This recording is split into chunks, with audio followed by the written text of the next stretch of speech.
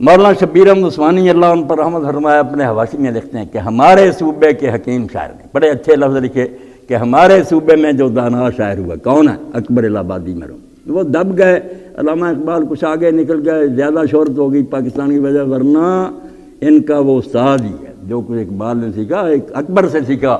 اس نے جس انداز میں تنقید کی ہے تہذیب یورپ پر، بظاہر ٹھٹھے کرتا جاتا ظرافت، مگر چوٹے کہ کیا یہ لیے پھرتے انگریز اور یہ ساری تعلیمیں، کچھ نہیں، بہت دانا اور حکیم۔